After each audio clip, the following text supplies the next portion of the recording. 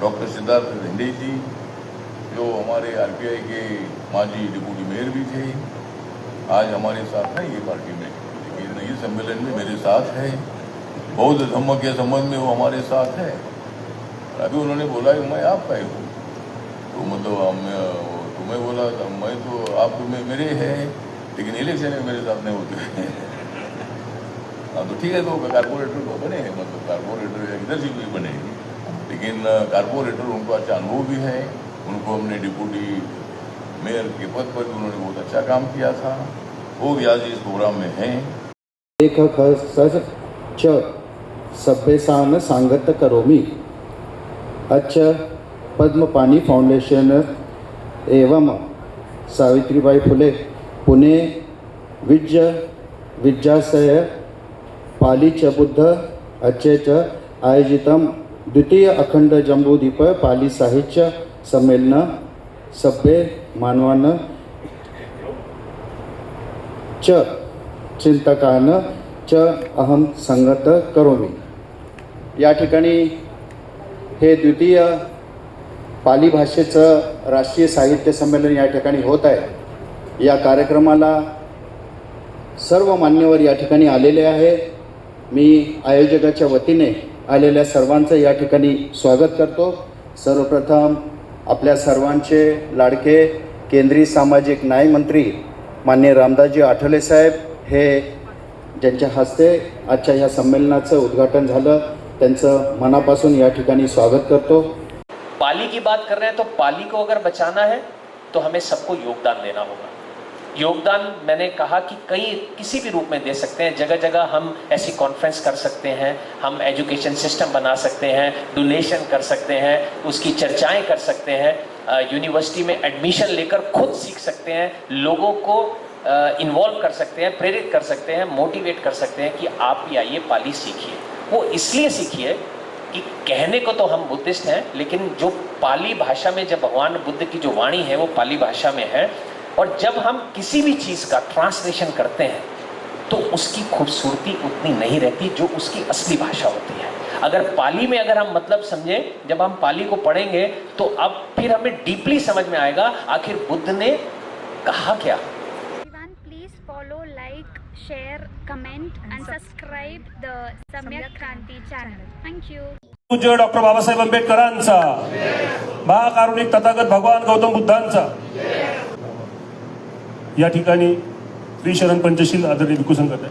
संबुद्धस्स नमो तस्स भगवतो अरहतो सम्मा संबुद्धस्स बुद्धं शरणं गच्छामि धम्मं शरणं गच्छामि संघं शरणं गच्छामि। साबे पुगाला साबे आत्तभावा बारिया बाना साबायते यो साबे बुरीसा।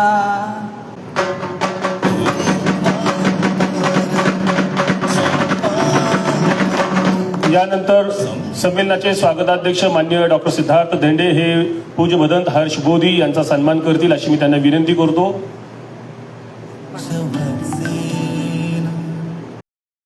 2500 साल पहले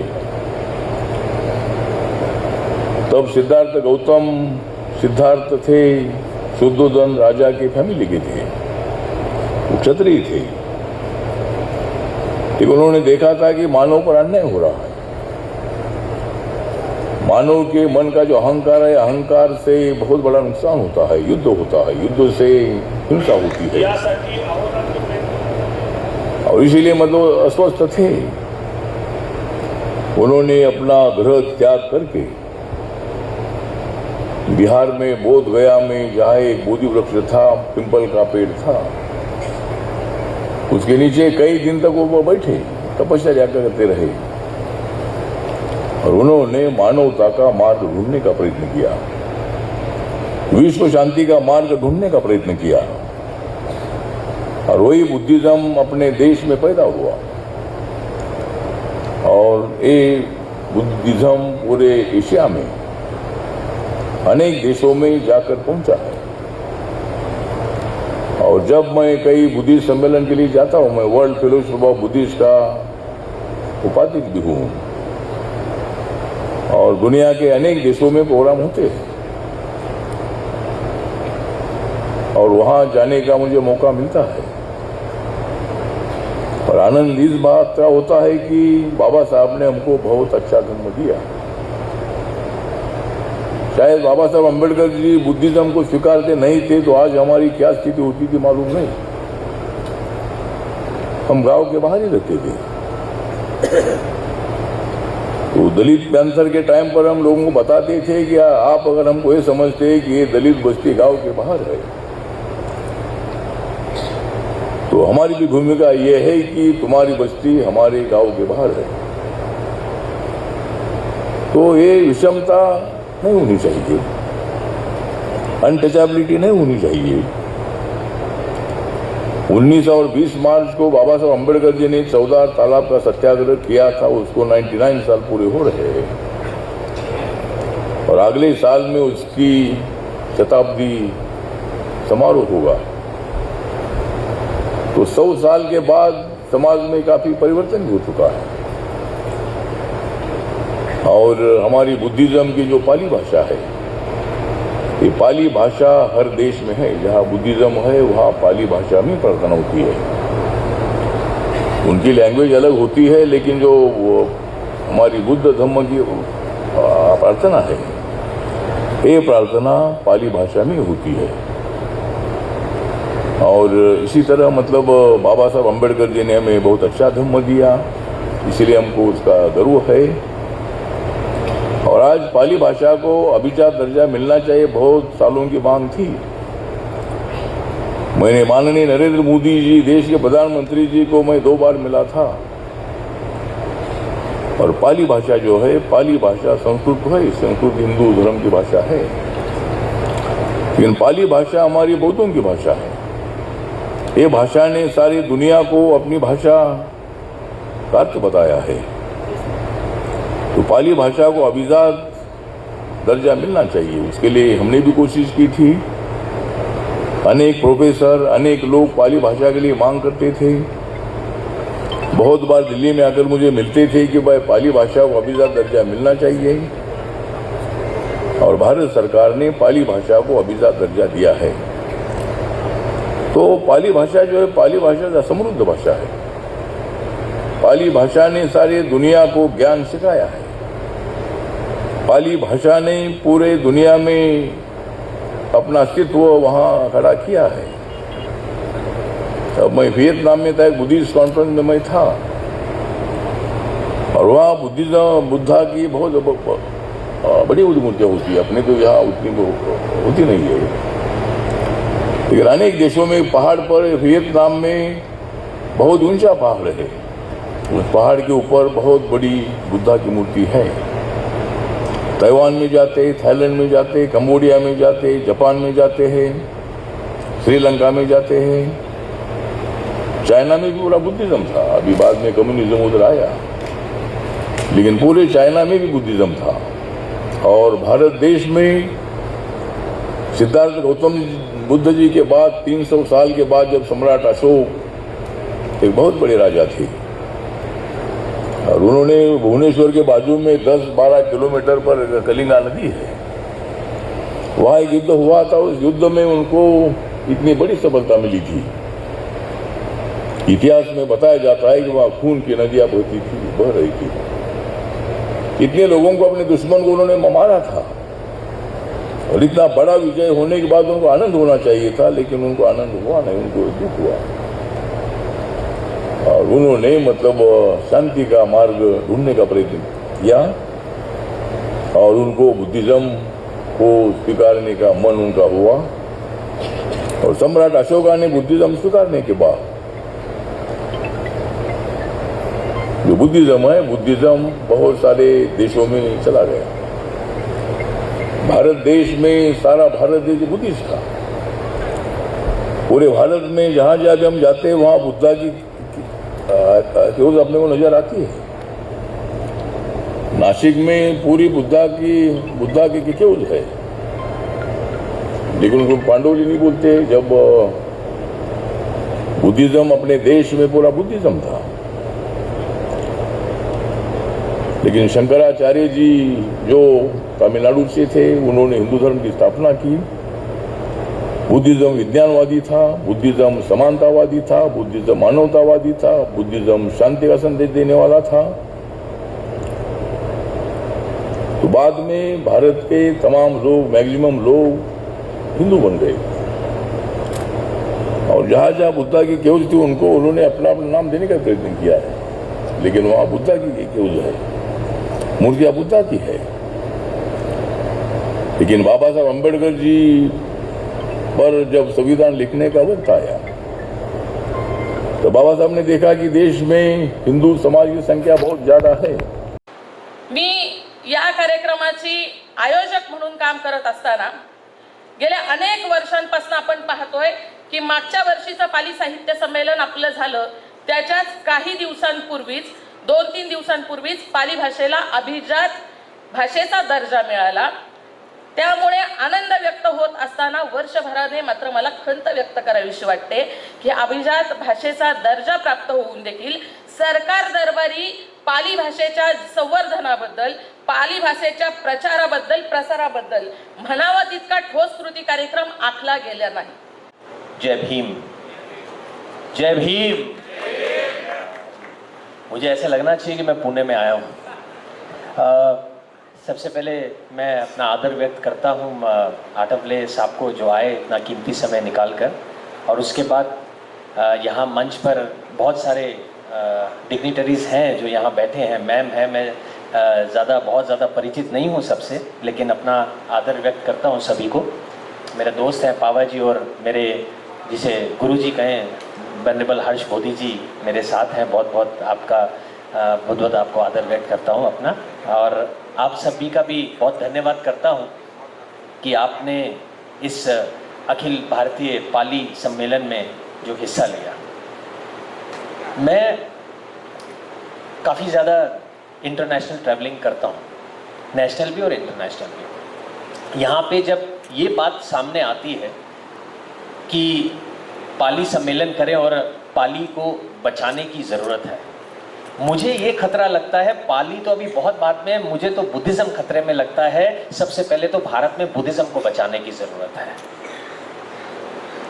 मैंने जगह जगह भ्रमण किया। भारत में सबसे बड़ी आज की तारीख में जो प्रॉब्लम है वो सबसे पहले भिक्षु प्रोडक्शन की प्रॉब्लम है। बाबा साहब ने ये कहा था कि अपने घर के एक बच्चे को अगर आप डॉक्टर इंजीनियर बनाओगे तो एक बच्चे को भिक्षु बना देना, तभी अगर समाज का कल्याण हो पाएगा। लेकिन ये बात हम शायद नहीं मानते उनकी। अगर हम एक बच्चे को अपने घर में से अगर भिक्षु बना दिया होता तो आज सिनेरियो कुछ और होता। अब पाली मैं और आप जाकर तो पढ़ाएंगे नहीं किसी को, हम तो साथ दे सकते हैं, लेकिन मार्गदाता कौन होंगे? मार्गदाता तो भिक्षु ही हैं। पाली की जो जगह जगह घर जाके चैंटिंग करेंगे, उसका मतलब समझाएंगे, उसके असली टीचर तो भिक्षु ही होंगे। हम यूनिवर्सिटीज़ खोल सकते हैं या फिर एजुकेशन सिस्टम में डाल दो, उसको क्लासिकल लैंग्वेज बनाकर खाली नंबर बनाने का काम नहीं करना चाहिए। अगर वाकई में चाहते हैं तो संस्कृत की तरह स्कूलों में भी ये पाली की शिक्षा देनी शुरू कर देनी चाहिए। तब सच में लगेगा कि हाँ वाकई में कोई काम कर रहे हैं, ऐसा लगेगा कि हाँ एक बड़ा बदलाव आया है।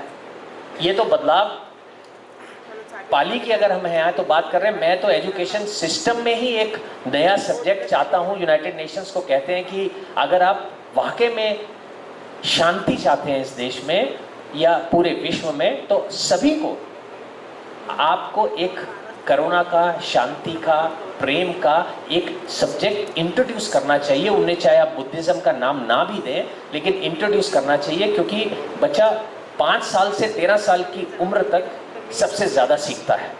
अब उस उम्र के अंदर उसे अगर सही बातें सिखा दी जाएं, अच्छी बातें सिखा दी जाएं, ये संदेश उसके दिमाग में डाल दिए जाएं, तो बड़ा होकर चांसेस बहुत ही कम होंगे कि वो गलत राह पे चलेगा और ये जो युद्ध हो रहे हैं ये खत्म होंगे, शांति की राह पर चलेंगे। मैं तो ये सब्जेक्ट की बात कर रहा हूँ। पाली की बात कर रहे हैं तो पाली को अगर बचाना है तो हमें सबको योगदान देना होगा। योगदान मैंने कहा कि किसी भी रूप में दे सकते हैं। जगह जगह हम ऐसी कॉन्फ्रेंस कर सकते हैं, हम एजुकेशन सिस्टम बना सकते हैं, डोनेशन कर सकते हैं, उसकी चर्चाएं कर सकते हैं, यूनिवर्सिटी में एडमिशन लेकर खुद सीख सकते हैं, लोगों को इन्वॉल्व कर सकते हैं, प्रेरित कर सकते हैं, मोटिवेट कर सकते हैं कि आप भी आइए पाली सीखिए।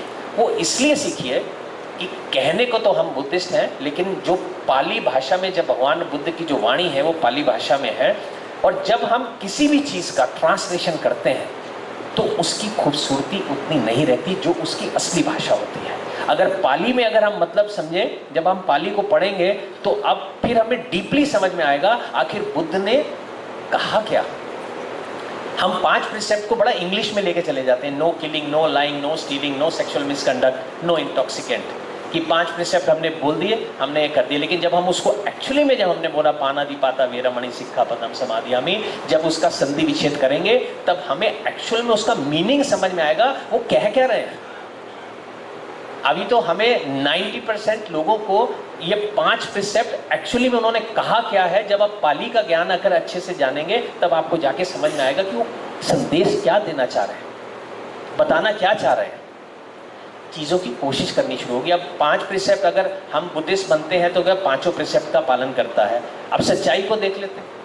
सच्चाई है कि आप सब लोग यहाँ बैठे हैं, मेरे समेत मैं अब बात कर रहा हूँ, अपने को इंक्लूड करके, कितने लोग 5 प्रिसेप्ट का पालन करते हो जो अपने आप को बुद्धिस्ट कहते हैं? मुझे नहीं लगता कि 1% भी करते होंगे। मैं 1% की बात कर रहा हूँ, जो बुद्धिस्ट उपासक उपासिकाओं की बात कर रहा हूँ, बनते लोगों की बात नहीं कर रहा। फिर हम सिर्फ अगर हमने वो दोहराना ही है एक चैंटिंग के रूप में, तो उसमें तो आप कुछ भी दोहरा सकते हो। पाली के सारे शब्दों को दिलाते रहो, पूरी चैंटिंग करते रहो, त्रिपिटक भी करते रहो, खाली उनको रटने से तो कोई काम बनने वाला है ही नहीं है ना। बात तो आचरण की, बात तो समझो, समझ के आचरण की। नहीं तो हम भी उसी लेन में चल पड़ेंगे जहाँ बिलीव की जगह है खाली। मैं हिंदू परिवार में पला बड़ा,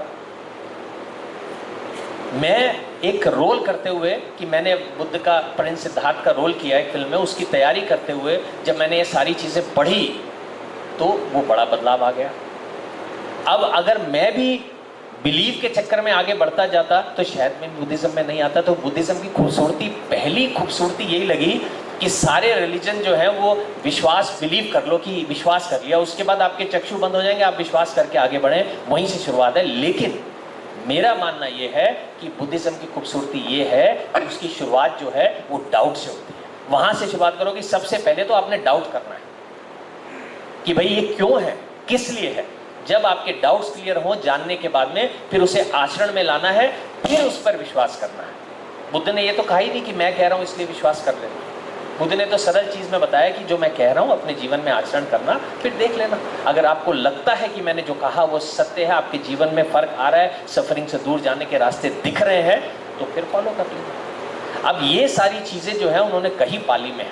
पाली की बहुत बड़ी इंपॉर्टेंस है, बहुत खूबसूरत भाषा है, लेकिन उसे जानने के लिए मैं चाहता हूँ कि ये ठीक है, ये कॉन्फ्रेंस करना एक बहुत अच्छी बात है, लेकिन कोशिश ऐसा कुछ एक सेटअप करना पड़ेगा जिसमें हमें जगह जगह स्पेशल बुद्धिस्ट लोगों के लिए एक सेटअप ऐसे बनाने पड़ेंगे जहां उनको पाली सिखाया जा सके। और कुछ नहीं, ज़्यादा नहीं, एक छोटी जगह पे हम धम्म स्कूल खोल सकते हैं। धम्म स्कूल से मतलब है पाली स्कूल, संडे स्कूल, जिसमें हम छोटे बच्चों को बुलाकर पाली का ज्ञान दे सकते हैं। वो कोई बड़ी बात नहीं है। तो ये तो हो गया काम वाला काम। अगर हमें खाना पूर्ति करनी है तो हम बहुत सारी कॉन्फ्रेंस करते रहेंगे, एक नाम देंगे यार, पूरे विश्व में कहेंगे हमने पाली को क्लासिकल दे दिया, लोग तालियां बजाएंगे कि कितनी अच्छी बात है, इन्होंने पाली को एक क्लासिकल लैंग्वेज घोषित किया। लेकिन उससे काम नहीं बनेगा। क्वेश्चन ये है कि खाना पूर्ति करनी है कि वाकई में इसका सपोर्ट करना है, वाकई में जानना है पाली है क्या। तो वाकई में जानना है तो मेहनत तो करनी पड़ेगी। आज यहाँ पर बहुत सारे वरिष्ठ लोग यहाँ पर बैठे हैं। मुझे लगता है कि बहुत सारी यूनिवर्सिटियाँ, मुझे कहा गया कि पाली, मैंने देखा पाली यूनिवर्सिटी कई जगह पे मैं गया हूँ, बहुत सुंदर सुंदर यूनिवर्सिटियाँ कई जगह पे दिखी हैं। हालांकि एक बार बीच में नालंदा की यूनिवर्सिटी में भी होके आया मैं बीच में, बहुत ही खूबसूरत, बहुत ही विशाल और काफ़ी सुंदर बनाई वो यूनिवर्सिटी थी, लेकिन मुझे नॉलेज में नहीं था कि इतनी अच्छी है, तो उसमें सबको एडमिशन लेना चाहिए।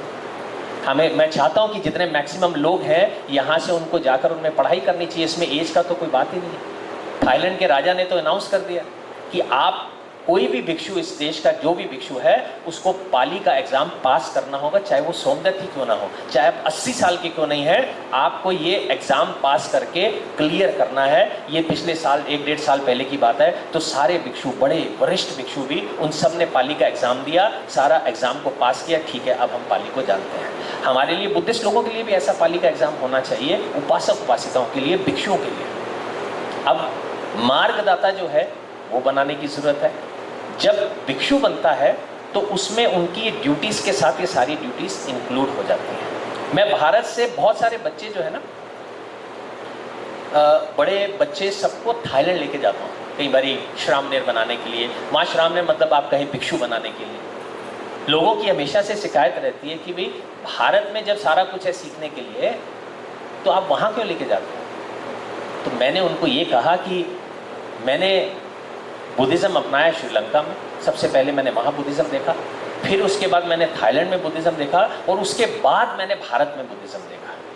तो जब वहाँ जब मैं श्रीलंका में गया तो वहाँ भिक्षु जब बैठते हैं तो उनका स्थान थोड़ा ऊपर होता है, चेयर पे वाइट कपड़ा डाला जाता है और आप थोड़ा सा नीचे बैठते हैं, चाहे आप कोई भी हैं। थाईलैंड में जाता हूँ तो 3 बार नमस्कार करते हैं, चाहे आप मंत्री हैं या कोई भी हैं। जहाँ एक चीवर आपके ऊपर आ गया तो 3 बार आपको प्रणाम किया जाएगा। और भारत में जब मैं बुद्धिज़्म देखने आया तो कई बार आते ही पहले, सबसे पहले तो शॉकिंग था, तो ओए बनते जी बात सुनना, इधर आओ, बनते जी इधर आओ, ऐसे नहीं। ये भारत में बुद्धिज़्म के बदलाव की ज़रूरत है। ये बुद्धिज़्म नहीं है जो हमने पूरे विश्व को दिया है, हमने ही दिया है। पाली भी यहीं से गया, बुद्धिज़्म भी यहीं से गया, सारा बुद्ध का ज्ञान यहीं से गया है। तो अगर भारत की ये हालत है तो मैं चाहूँगा पाली से पहले हमें बुद्धिज़्म का बचाव करना है, नए भिक्षुओं का प्रोडक्शन करना है। जय भीम की बात आती है तो बड़े ही दम से सभी लोग बोलते हैं कि जय भीम, लेकिन लोगों को मालूम नहीं है कि ये जय भीम के पीछे जो है कितनी बड़ी रिस्पॉन्सिबिलिटी आपके कंधों पे है। आपके कंधों पर संगठित होने की बात है। क्या आप संगठित हैं? नहीं। सबसे बड़ा पतन का कारण ही यही है कि हम संगठित नहीं, ना संगठित की कोशिश करते हैं होने की, ना शिक्षित होने की कोशिश करते हैं। संघर्ष की भी बात छोड़ दीजिए, उसके बाद 5 प्रिसेप्ट की तो आप बिल्कुल ही बात ही मत करिए, 1% लोग भी नहीं होंगे। 4 नोबल सत्य की जानकारी लोगों को नहीं है, लोगों चैंटिंग पूरी लोग कर नहीं सकते। 8 फुट पाथ पे चलने की, अष्टांग मार्ग की भी बात छोड़ दीजिए। आप क्या ऐसा काम है जो आप कर रहे हैं जिससे आप जय भीम बोलने के हकदार हैं? भिक्षु अपने घर का एक बच्चा आप देने के लिए तैयार नहीं है, 10% अपनी आय का जो हिस्सा है वो आप देने के लिए तैयार नहीं है। ऐसी बाबा साहब की आप कौन सी बात मार रहे हो पूरी तरह से जिससे आप ये कह सको फक्र से कि मैं भीम का बच्चा हूँ और जय भीम बोल रहा हूँ, ये रहा मेरा सर्टिफिकेट कि मैं रियल बुद्धिस्ट हूँ। लेकिन हमारा सर्टिफिकेट ये है कि मैं जो फायदे हैं वो ले लूँ सरकार से कि मैं बुद्धिस्ट हूँ। उससे बुद्धिज्म का काम नहीं बढ़ेगा। धम्म चक्र उन्होंने चला दिया 1956 में। उन्होंने कहा था कि गतिमान करते रहना, नहीं गतिमान कर पाए तो पकड़ के रहना, पीछे मत आने देना। तो हम तो पकड़ के बैठे हैं कि पीछे नहीं आने देंगे, आगे बढ़े ना बढ़े। वो आगे बनाने का काम कौन करेगा? हम ही करेंगे ना। मैं 4 महीने के लिए भिक्षु बनकर रहा थाईलैंड में। तो मुझे पहले दिन कहा गया कि आप गगन एक सुबह रेडी रहना, 6:30 बजे पिंडपात करने जाएंगे थाईलैंड बैंकॉक सिटी के बीच में, नंगे पाँव 1 घंटे के लिए। मैंने कहा कि 1 घंटे मुझे कौन वहाँ पे खाना देने वाला है? वहाँ सुबह 6:30 बजे। वो कह रहे कोई खाना दे या ना दे, भिक्षा दे ना दे, ये ट्रेडिशन हमें फॉलो करना है, इसे जिंदा रखना है वहाँ पर। तो मैं सुबह 6:30 बजे उठ गया। पहला दिन था, न्यूज़ जा चुकी थी, लोगों को मालूम था कि भाई एक लड़का कोई एक्टर है वहाँ से आया है भारत से और बुद्धिज़्म को बढ़ाने की कोशिश कर रहा है, वापस ले जाने की कोशिश कर रहा है, बाबा साहब का सपना पूरा करने की कोशिश कर रहा है। तो मैं सुबह 6:30 बजे उठ के, एक बंते जी मेरे साथ गए। जैसे ही टेम्पल के बाहर गया 300-400 लोग लाइन बनाकर खड़े हुए। मैं खुद ही हैरान हो गया कि इतने सारे लोग यहाँ। तो वो उनकी चाहत थी कि जिस भारत ने हमें बुद्धिज़्म दिया है, हम वो बुद्धिज़्म उसे वापस करने की कोशिश ये लड़का कर रहा है। तो हम जितना सपोर्ट कर सकें उतना कम है। तो वहाँ पर आज भी ये सेटअप है। मैं हर रोज़ जा गया, 4 महीने हर रोज़ जाना ही है ड्यूटी। तो जब भी रोड पर जाओ, सिटी के बीच में हो, लोग झुककर फट से आपको कुछ ना कुछ खाने के लिए देते हैं। और यहाँ पे अगर चारिका या पिंडपात की बात आती है तो कोई स्पेशल ओकेजन होता है तो बनते लोगों को फ़ोन किया जाता है कि आज हमारे यहाँ पे आप चारिका करने आइए क्योंकि आज मेरे बच्चे का जन्मदिन है। आज मेरे घर में ये पार्टी है, आज मेरे घर में शादी है, तो आप आना, सुबह बड़ा अच्छा काम है जी, आज हमने ये घर लिया है, इसके गृह प्रवेश के लिए आइए अब खाना खिलाना चाहेंगे। वो रोज़ वाला काम कहाँ है? वो नहीं है। अभी हमने एक धम्म यात्रा खत्म की है जस्ट नाउ, पूरे फरवरी का महीना, 1 महीना 30 दिन, 70 भिक्षु जो है वो थाईलैंड से आए भगवान बुद्ध के अस्थि कलश के साथ, और वो 1 महीना 450 किलोमीटर पैदल चले, पाँव छल्ली, नंगे पाँव। मैं ये सोच रहा था कि ये नंगे पाँव चल रहे हैं, लोग मुझसे पूछ रहे हैं कर्नाटक और तेलंगाना में कि इनका उद्देश्य क्या है। सभी बाबा साहब को मानने वाले, लेकिन बुद्धिज्म की इनको नॉलेज ही नहीं है। भिक्षु ढूंढने को 4 भिक्षु के, मैंने किसी को कहा अपने आसपास नाम बता दो, वो 4 भिक्षु के नाम नहीं बता सकते थे, क्योंकि 4 भिक्षु भी नहीं है, लेकिन बाबा साहब को मानने वाले वहाँ बहुत हैं। वो पैदल चल रहे हैं, कुछ बोल नहीं रहे हैं, चलते जा रहे हैं, लेकिन लोग जुड़ते जा रहे हैं। वहाँ मुझे कई बार उनसे भी देख के ये पता चली कि शांति में, साइलेंस में भी बहुत बड़ी ताकत है। वो उनका साइलेंस इतना बड़ा तूफान ला सकता है कि लास्ट दिन हजारों लोग वहाँ पर पहुँच गए, जिनके वहाँ से वो गुजरे थे। साइलेंस, कुछ नहीं था, लेकिन पाँव जख्मी थे, टाँके लग रहे थे, खून बह रहा था, पसीना बह रहा था, अस्पताल में भी कहीं गए, लेकिन वो चलते गए, कुछ बोला नहीं। लेकिन उस चलने में एक ऐसी क्रांति थी, एक ऐसा तूफान था जो सभी को सुनाई दिया। तो अगर कुछ तूफान लाना है तो मुझे लगता है कि पाली की बात करें तो हमें तूफान लाने के लिए कुछ ना कुछ शांति से, तरीके से मेहनत तो करनी है, किसी भी तरीके से। ऐसे अपने आप सारा कुछ भी होने वाला नहीं है। कॉन्फ्रेंस किया, बहुत अच्छी बात है, लेकिन खाली कॉन्फ्रेंस से अगर बात बने तो मुझे लगता है कि वो एनफ नहीं है। यहाँ से अगर आप चाहते हैं, आज राहुल जी ने ये काम किया है, बुलाया, बहुत अच्छा किया जी आपने मुझे। आज मैं चाहता हूँ आपसे कि आप कुछ ऐसा सेटअप करिए कि जिसमें नॉर्मल जितने भी बुद्धिस्ट लोग हैं वो पाली लैंग्वेज सीखना शुरू करें। और मैं आपको इस बात का आश्वासन देता हूँ, चाहे श्रीलंका है, चाहे थाईलैंड है, या और कोई देश है जहाँ पाली जो है बहुत अच्छे से सिखाई जाती है, बड़े बड़े स्कूल हैं, उनके साथ आपका एफिलिएशन कराने की जिम्मेदारी मैं लेता हूँ, लेकिन आपको ये कार्रवाई करनी होगी, ये हम कार्य करेंगे। श्रीलंका में भी बहुत अच्छा एक सेटअप है, हालांकि जो ट्रांसलेशन भी त्रिपिटक की पहली बार उन्होंने किया था।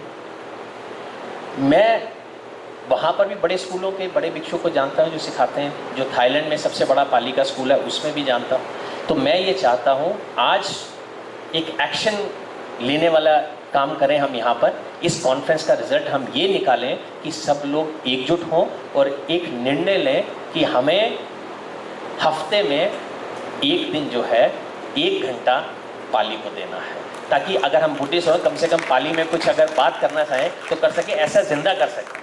कई बार कुछ लोग आपस में माहौल बनाकर कमरे में बैठे और पाली में अगर बातचीत हो रही हो, तब मुझे लगेगा कि हाँ, हम पाली को वाकई में बचाने की कोशिश कर रहे हैं।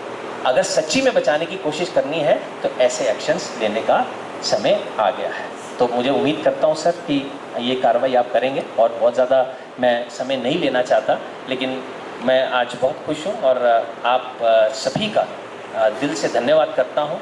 और एक और अनाउंसमेंट मैं यहाँ पे कर देता हूँ कि खाली एक्शन से काम करने वाले लोग हैं, अगर कोई भी आपके परिवार में, आपके जानकार में कोई भी 10, 12, 15 साल का बच्चा जो है वो भिक्षु बनकर अपनी पढ़ाई करना चाहता है थाईलैंड जैसे देश में, तो उसकी 10 साल की, 15 साल की पढ़ाई की जिम्मेदारी थाईलैंड के अंदर भिक्षु बनकर हम लेते हैं। आप एक कदम आगे बढ़ाएं। बहुत बहुत शुक्रिया सर। नमो बुद्धाय। जय भीम। अभी मुझे ये देखना है कि जय भीम बोलने के हकदार कितने हैं। जय भीम। तो लेकिन मेरी बात याद रखना।